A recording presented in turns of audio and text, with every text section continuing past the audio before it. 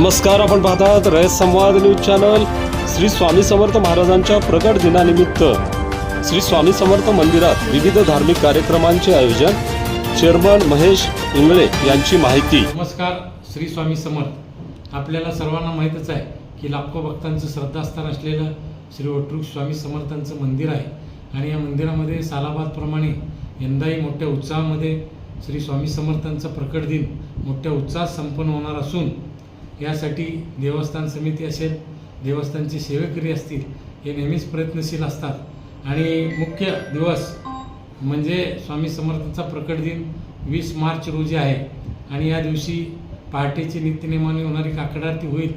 त्यानंतर काकड आरतीच्या अगोदर म्हणजे पहाटेची नित्यनेमाने होणारी काकड आरती दररोजची 5 वाजता असते, त्या दिवशी 4 वाजता होऊन त्या दिवशी पुण्यतिथी उत्सवाची सुरुवात प्रभात फेरीने होत असते आणि ती प्रभात फेरी पहाटे 4 वाजता शहराच्या प्रमुख मार्गावर निघून पुन्हा 5 वाजता या मंदिरात येईल आणि या निमित्ताने काकड आरती पहाटे 4 वाजता होईल।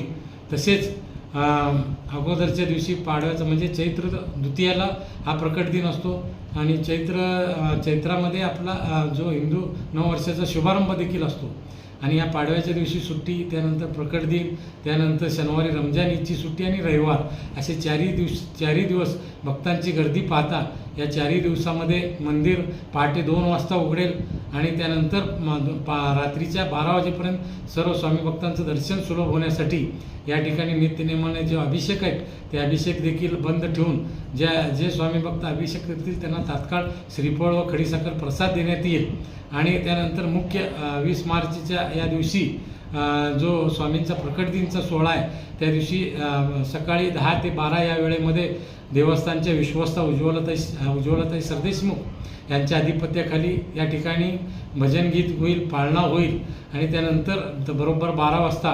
गुलाबाचं फुलांनी पाकळ्यांची उधळण होऊन स्वामी समर्थांचा प्रकट दिन सोहळा पार पडेल।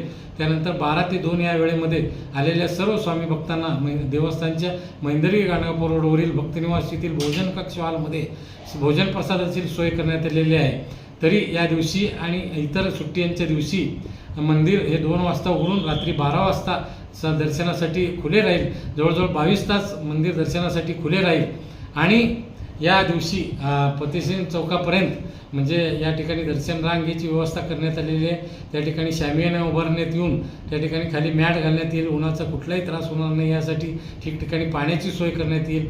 येण्यासाठी एक मार्ग बनवण्यात येईल, जाण्यासाठी एक मार्ग, स्त्रियांसाठी वेगळी रांग तसेच पुरुषांसाठी वेगळी रांग अशा रीतीने दर्शन रांगेची देखील व्यवस्था या ठिकाणी देवस्थान समितीच्या वतीने करण्यात येणार आहे। तरी या सर्व दर्शन रांगेचा तसेच दर्शन सेवेचा लाभ घेऊन स्वामी समर्थांचं दर्शन घेऊन आपलं जीवन कृतार्थ करून घ्यावं। श्री स्वामी समर्थ।